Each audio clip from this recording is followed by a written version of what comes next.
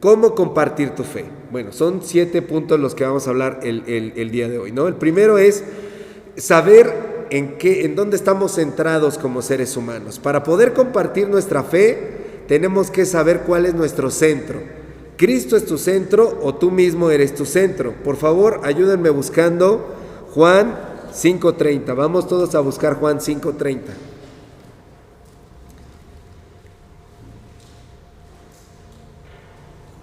El Evangelio de Juan, capítulo 5, versículo 30. Amén.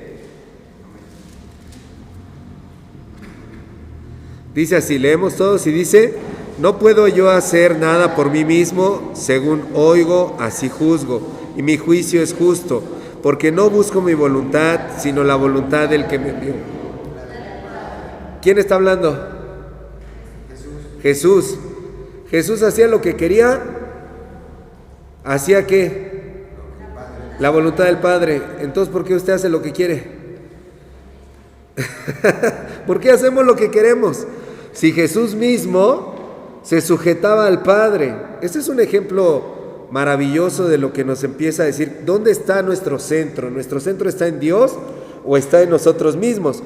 Y cuando hablamos de compartir la fe, la primera pregunta que tenemos que hacernos es esta, porque las personas...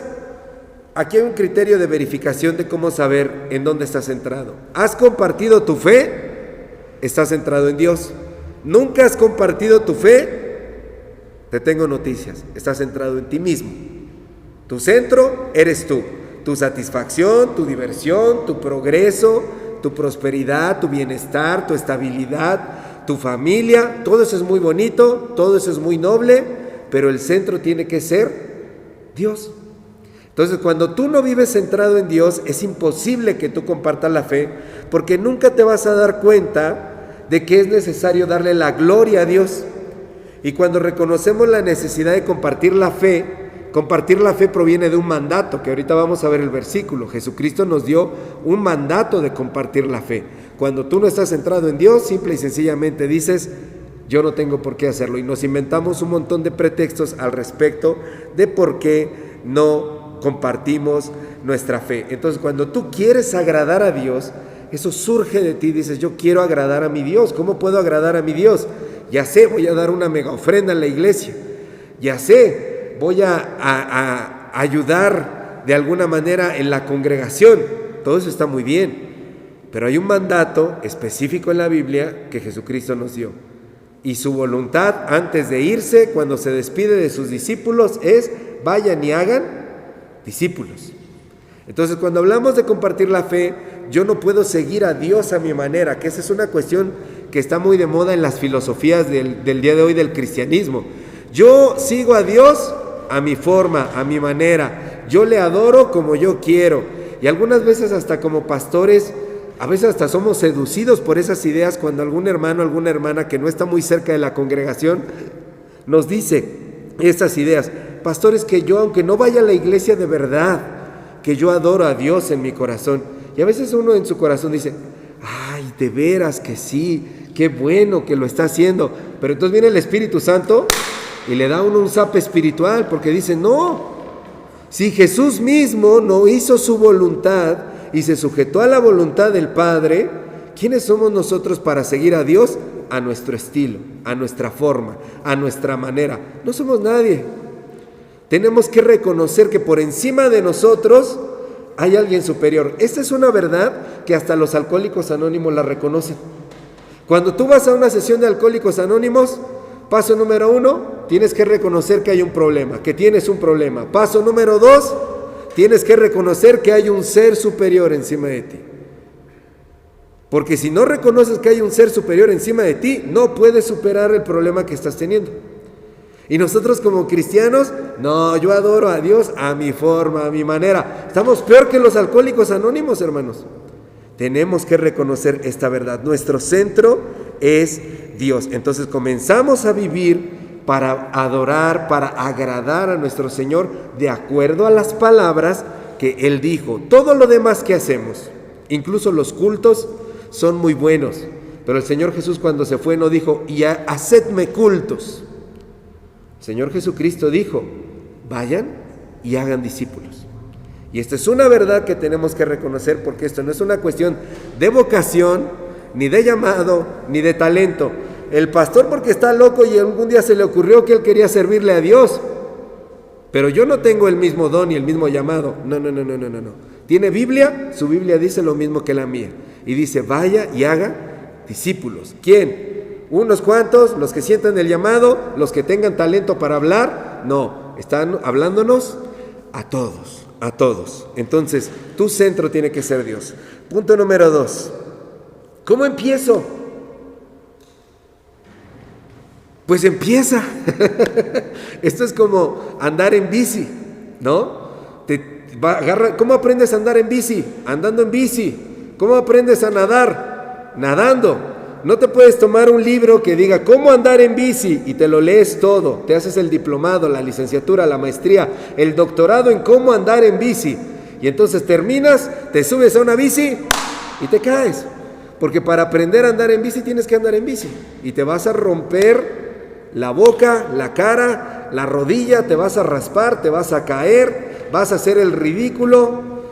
Y si eres de los que no aprendió de niño, van a decir, ¿cómo tan grandote y no sabes andar en bici? Pues sí, no aprendí de niño, pero lo puedo hacer el día de hoy. Tienes que aprender a hacerlo, hazlo. Mateo 28, por favor. Mateo 28, Evangelio de Mateo, capítulo 28, versículos 19 y 20. Cuando lo tengan, por favor díganme amén, para que lo podamos leer juntos. Amén. A ver, vamos a leer. Dice, por tanto, id y haced discípulos a todas las naciones, bautizándolos en el nombre del Padre y del Hijo y del Espíritu Santo, enseñándoles que guarden todas las cosas que os he mandado, y aquí yo estoy con vosotros todos los días hasta el fin del mundo. Amén. Esto que dice, por tanto, id, en griego no dice por tanto id, en griego dice poreptentes, que significa mientras van en el camino, hagan discípulos. Entonces, para poder compartir tu fe, tienes que entender que compartimos la fe mientras vamos en el camino. Es decir, esto es una tarea no especial de eventos o de campañas. El compartir la fe no es de un día nacional de la evangelización, campaña especial que va a venir un predicador famoso, especial, una campaña médica. No, compartir la fe se trata de integrar a Dios en tu vida diaria, hasta que tú te conviertes en un cristiano en todas las áreas de tu vida. Y decía el autor de este devocional una pregunta muy interesante. Dice, si tú te dedicaras a jugar fútbol, ¿qué diría la gente? Diría, ¿es un jugador de fútbol que es cristiano o es un cristiano que juega al fútbol? No sé si se comprende la diferencia entre las dos cosas. Un jugador de fútbol que resulta que va a una iglesia cristiana y que es cristiano, o te identifican primero como cristiano que juega al fútbol, no Cristiano Ronaldo, ese juega muy bien al fútbol. Un cristiano que juega al fútbol, es decir, un cristiano que la gente puede identificar primero que todo que tú eres cristiano. Muchos de nosotros pasamos por la calle, nos ven nuestros vecinos y en vez de decir, ahí va ese cristiano, ahí va esa cristiana, dicen, ahí va ese viejo chismoso, ahí va esa vieja chismosa. Es lo primero con lo que nos identifican, ¿no? Ahí va el señor argüendero, el que siempre en las juntas vecinales arma la revuelta, el que siempre está dando mal ejemplo, ¿no? La gente tiene que identificarnos primero por nuestra identidad. Y nuestra identidad es que somos hijos de Dios. Entonces la gente tiene que identificar, no porque vayamos con la bandera, ¿no?, de cristiano, le pongo un pecesote grande a mi camioneta para que se vea que soy cristiano. Le pongo el logo de la iglesia metodista para que sepan hasta más qué tipo de cristiano soy. No, la gente tiene que identificar que somos cristianos por nuestra vida cotidiana. Entonces, cuando hablamos de compartir la fe, queremos decirlo en el diario vivir. Punto número 3. Nos podemos preguntar, bueno, entonces, ¿cómo comparto la fe? ¿Qué hay que hacer?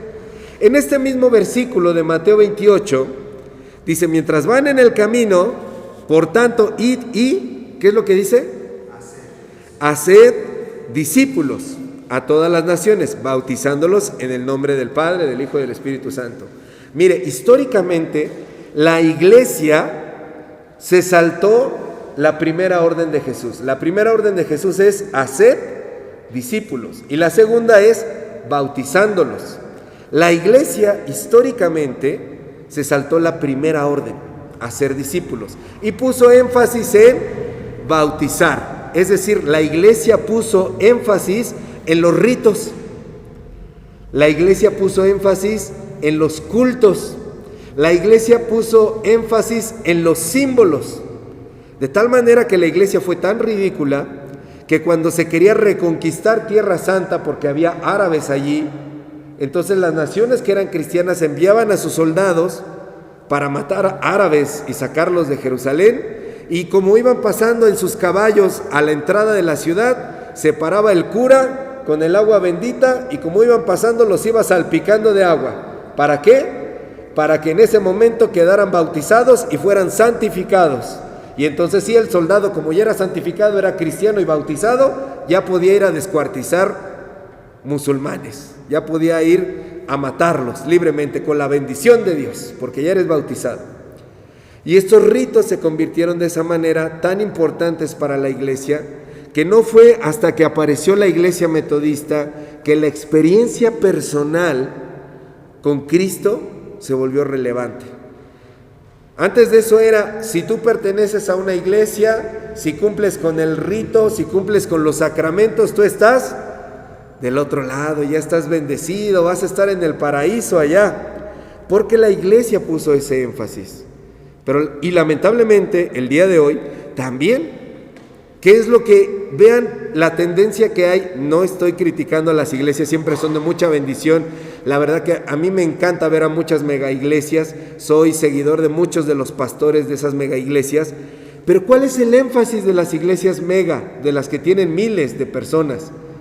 La alabanza, la adoración, de tal manera que le invierten a tener unos mega auditorios donde caben 4,000, 5,000 personas, unas mega pantallas, unas mega bocinas, unos grupos de alabanza que son de primera calidad, transmisiones que ni la televisión abierta en México tiene de verdad esa calidad de transmisiones que estas iglesias hacen, porque ese es el énfasis, el culto. Pero Jesucristo dio antes de los ritos una orden: hagan discípulos. ¿Qué cosa es un discípulo? Un discípulo es alguien que sigue el camino de vida de su maestro.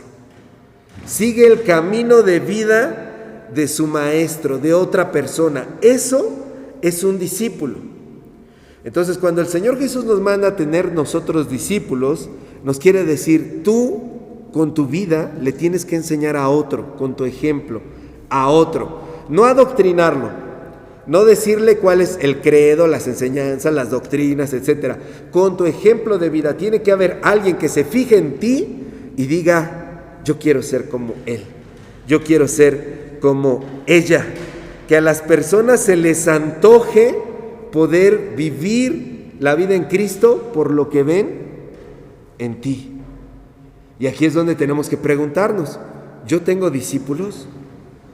¿Alguien me habrá tomado en cuenta como discípulo? Porque yo puedo recordar a varios maestros de los cuales yo puedo considerarme discípulo. En el seminario, cuando entramos, nos hicieron hacer un ejercicio en el cual nos decían cuáles eran. Cada semana teníamos que entregar un reporte de las personas que habían influenciado nuestra fe. Lógicamente todo el mundo empieza con mamá, ¿no? O papá, y después de eso empiezan a poner, si se acabó la pila, sí, ahí está la otra cargando, allá atrás. Empezamos a poner diferentes nombres, diferentes hermanos en la congregación que yo los veía, cómo es que ellos trabajaban en la obra del Señor y a mí se me antojaba ser como ellos. De verdad que gracias a Dios por las personas que nos influencian para poder ser nosotros sus discípulos. Seguramente usted también tiene maestros, eso no me queda duda. La pregunta sigue siendo, ¿tienes discípulos? Porque el Señor nos mandó a hacer discípulos. Punto número 4. Entonces, tú te tienes que dedicar a conocer a Dios. Vamos a leer juntos, por favor. Ayúdenme a buscar Primera de Pedro 3:15. Primera de Pedro 3:15.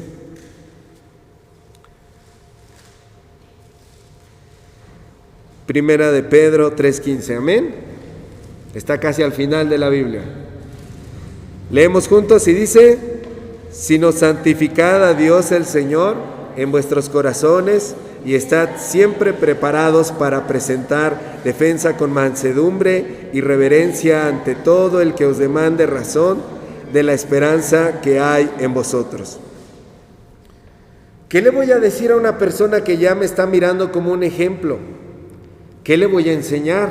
Ahora sí, vamos a la parte de la enseñanza y de la doctrina. ¿Cómo le puedo enseñar a alguien si yo no me discipulo, si yo no aprendo las enseñanzas básicas de mi iglesia, si yo no estudio la Biblia, si yo no recibo doctrina? ¿Qué es lo que yo voy a enseñar? Entonces noten, no conocer doctrina no es un impedimento para compartir, porque todo empieza en la vida diaria. Pero una vez que ya iniciaste este camino, llega un punto en el cual te tienes que comprometer a conocer más a Dios. Pedro dice: santifiquen al Señor en sus corazones y estén preparados para presentar defensa con mansedumbre y reverencia ante todo el que les demande razón de la esperanza que hay en ustedes. ¿Cuándo? Siempre. Estén siempre preparados. ¿Cuándo tienes que asistir a clases bíblicas? ¿Cuándo tienes que asistir a estudios bíblicos, teológicos, doctrinales que se dan en la iglesia?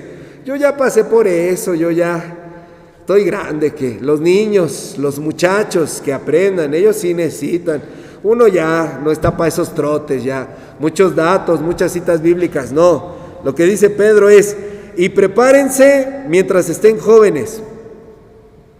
¿Cierto? No, dice: estén siempre preparados para poder presentar defensa de su fe con mansedumbre y reverencia. Esto quiere decir que no somos de los que se van a pelear. Pero si tú no conoces lo básico, el evangelio, ¿qué significa la palabra evangelio? ¿Alguien sabe? Sí y no, significa más que buenas noticias. Siempre que ustedes vean una palabra que empieza con E y V o E y U, significa dar. Por ejemplo, ¿han visto el nombre Eulalia? Eulalia, Lalia significa el habla. Eu significa dar. Eulalia significa dar el habla. Eso es lo que significa ese nombre. Eulalia, dar el habla. Evangelio significa dar buenas noticias. Eso es lo que significa evangelio, dar buenas noticias. Es más, evangelio viene de la misma raíz que ángel. Evangelio es dar un mensaje como si tú fueras un ángel de Dios. Eso es lo que significa evangelio, dar las buenas noticias como si fueras el ángel, el mensajero de Dios. Entonces, si tú no conoces el evangelio, ¿qué es lo que de repente le dices a las personas? Si te portas mal, te vas a ir al infierno. Eso que tú estás haciendo no le agrada a Dios. ¿Y dónde está la buena noticia? ¿En dónde hay evangelio en eso? Tienes que presentar el evangelio. Presentar el evangelio es darle a las personas buenas noticias, que hay una posibilidad de cambio, que hay esperanza, que pueden transformar sus vidas, que pueden ser plenos, que pueden ser dichosos, que pueden ser llenos de Dios, que hay una manera en la que ellos pueden vivir de forma diferente. Entonces, cuando tú conoces al Señor, haces estas cosas. Les hablas de la vida de Jesús, de cómo vivió Jesús, de qué fue lo que hizo Jesús, cuál fue el cambio que Él vino a hacer, por qué murió en la cruz, por qué resucitó y por qué es importante que la gente lo conozca hoy en día. Entonces le puedes hablar a las personas de ese mensaje cuando tú lo conoces. Y hay que conocer la palabra de Dios. Paso número 5. Por lo tanto, una vez que conoces esa palabra, necesitas vivirla. Vamos a leer Santiago 1:22. Santiago 1:22.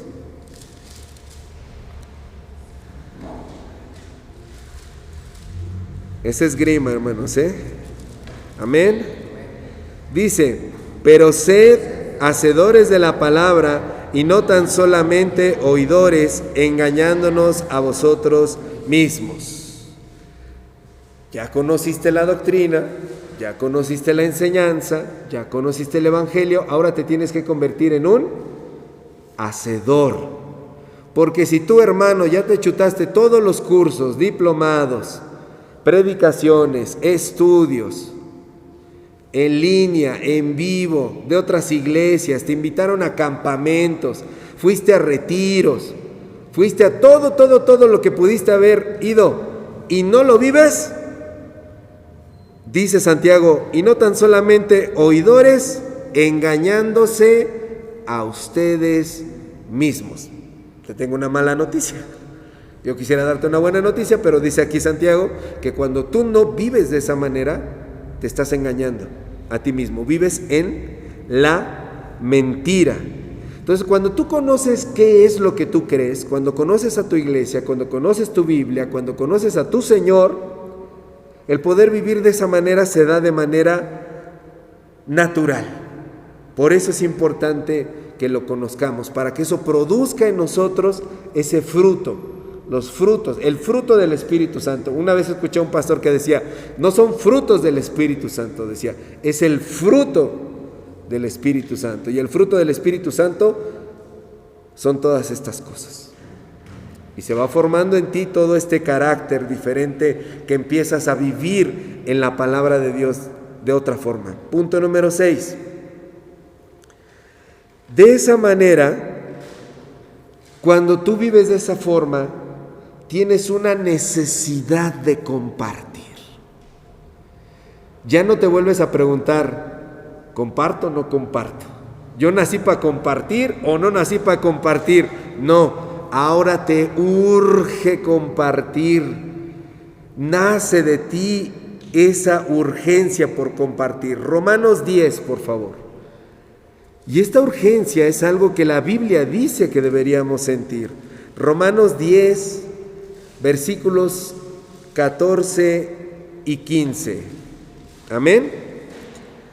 Leemos y dice, ¿y cómo invocarán a aquel en el cual no han creído?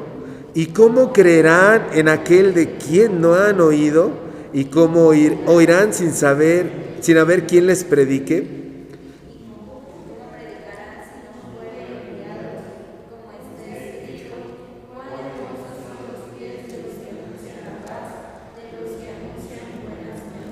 Ahora, ¿cómo predicarán si no fueran enviados? Ya fuimos enviados. ¿Cómo las personas van a conocer de la palabra si tú no les hablas? Es que se tienen que convertir a Dios, sí, pero ¿cómo? El Señor Jesucristo dijo en alguna vez, si estos callan, las piedras hablarán. Y nosotros parece que somos la generación que quiere que hablen las piedras. Ya no nada más como cantaba el Trino, las piedras rodando se encuentran, ¿no? Ahora ya nosotros queremos que las piedras hablando se encuentren y prediquen por nosotros, porque nosotros qué flojera predicar. Nosotros, vean la urgencia que hay en este versículo. ¿Cómo invocarán a aquel en el cual no han creído? ¿Cómo creerán en quien no han oído? ¿Y cómo van a oír si no hay quien les predique? Hay una urgencia en este mensaje, en este texto, de que nosotros podamos hablar. En este punto tenemos que tener mucho cuidado, porque hay muchas personas que en su urgencia de hablar se dejan llevar por su ímpetu y lo hacen de maneras incorrectas. Por ejemplo, tienen mucho corazón nuestros hermanos que salen a predicar a las plazas públicas con un megáfono y empiezan a decir todo lo que tienen que decir allí. Pero seamos honestos, ¿quién los pela? Nadie.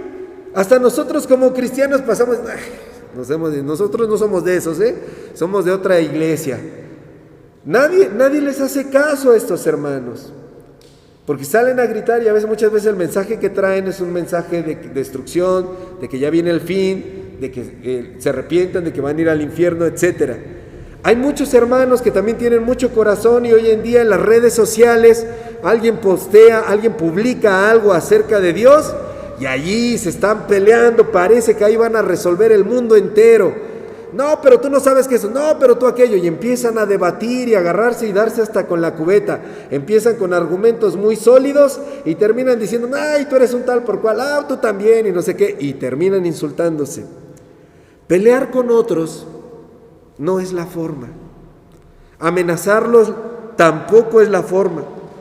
Es más, con nuestros mismos familiares, hablarles de manera agresiva, violenta, pelear con ellos sobre las diferencias de creencias que podemos tener, hermano, si a usted su fe lo está llevando a eso, sepa algo, esa no es la forma. ¿Hay urgencia? Sí, pero ¿qué es el diálogo que se da cuando yo comparto mi fe? Bueno, es precisamente eso, un diálogo, es una conversación. No es darle un folleto con información, sino una conversación. Eso significa que primero yo me voy a sentar a oír a la persona, saber su corazón, su sentir, entenderle. Jesucristo, ¿a los cuántos años inició su ministerio? ¿Alguien sabe? A los 30 años. Durante 30 años, nuestro Señor Jesucristo no tuvo actividad pública. ¿Por qué? ¿No le urgía salvarnos? ¿Por qué se tomó el tiempo de 30 años? Porque escuchó a su gente. Nuestro Dios es el Dios que oye. ¿Se acuerdan cuando Dios se revela a Moisés? Le dice, bien he oído el clamor de mi pueblo.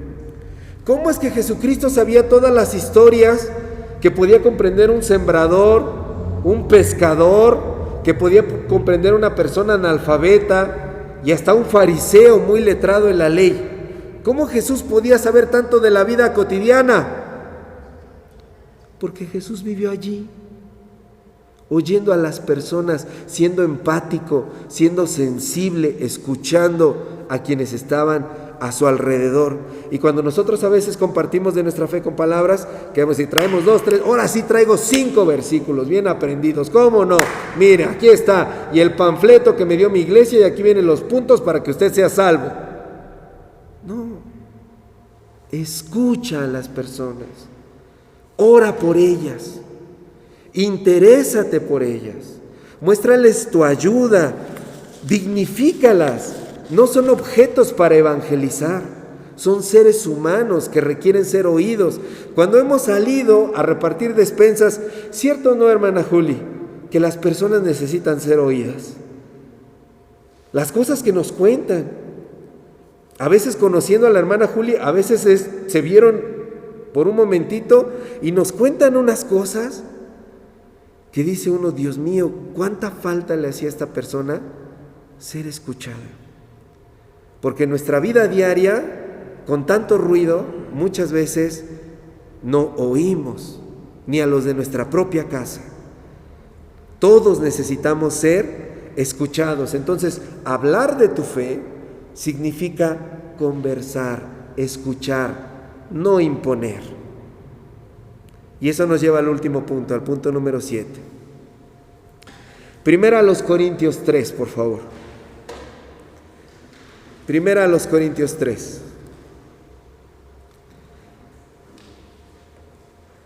Vamos a leer los versículos 5 al 7. ¿Me los leen, por favor?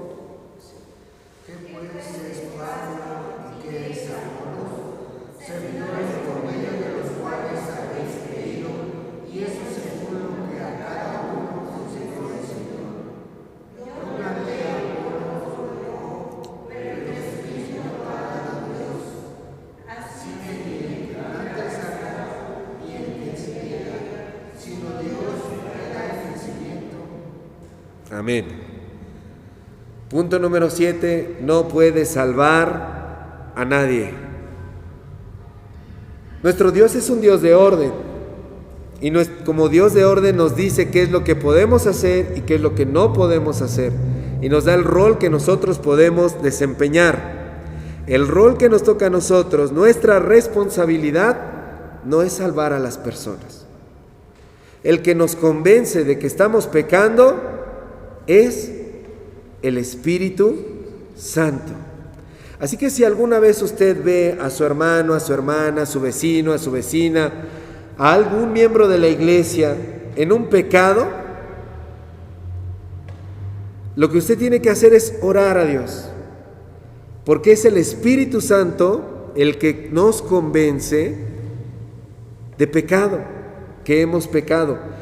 Quiere decir que yo no tengo que llegar con esa persona y decirle, tú estás mal en esto y esto, y dice la palabra que No, tú no lo convences y tú no lo vas a salvar. Tu tarea es sembrar semillas.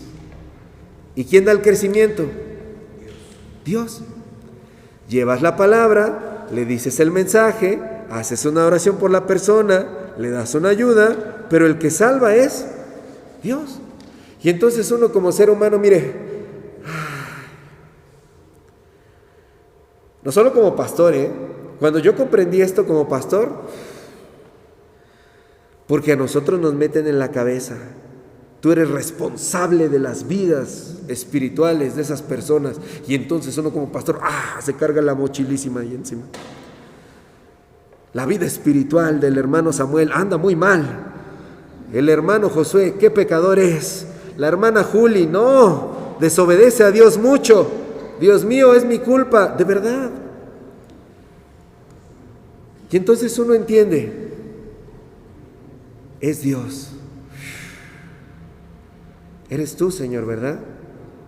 Tengo una responsabilidad, tengo un papel. Ahora aplíquelo a usted. Mis hijos, mi esposo, mi esposa, mis nietos están lejos de la palabra. Todos ellos no creen. No es tu responsabilidad. ¿Te duele? Claro. Yo no digo que no duela. Pero tienes que aprender a decir, Señor,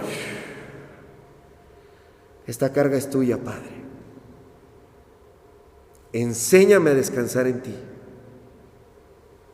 Yo seguiré plantando semilla en ellos, escuchándolos cuando los tenga que oír, orando por ellos cuando tenga que orar por ellos, dándoles esperanza, diciéndoles por qué es importante que te conozcan y cómo tú harías su vida dichosa y plena.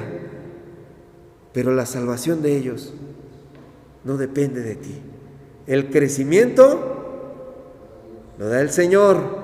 El convencimiento lo hace el Espíritu Santo. No eres salvador, eres tan solo un simple sembrador. Yo quiero ser arquitecto, perse. Lo que el Señor nos dice es que seamos sembradores. Sembramos la semilla de la palabra. Y entonces, cuando repasamos estos puntos de lo que Dios quiere de nosotros, para que nosotros podamos compartir, que nos centremos en Él, que comencemos a hacerlo, que empecemos a vivirlo, a conocerlo, a experimentarlo, a compartirlo, y que recordemos que Él es el que da la salvación. Hoy nos quedamos con una pregunta. La pregunta, ¿cómo puedo compartir mi fe? La respuesta es esta que acabamos de decir. Y una vez escuchando la respuesta, la pregunta final es, ¿crees que puedas hacer eso? ¿Crees que puedas compartir semilla? ¿Crees que puedas sembrar? La respuesta está en cada uno de nuestros corazones, hermanos. Pongámonos de pie y vamos a orar. Amado Padre, gracias, Señor, porque nos has tenido la confianza para comisionarnos, para compartir, Señor, la fe que nos has dado. Pero también, Señor, nos das la posibilidad de descansar en ti, Señor, y poder saber, Padre, que tú eres el que lo sustenta todo, que tú eres, Señor, el que lo sostiene todo, y que si tú nos envías es porque tú vas a obrar y actuar.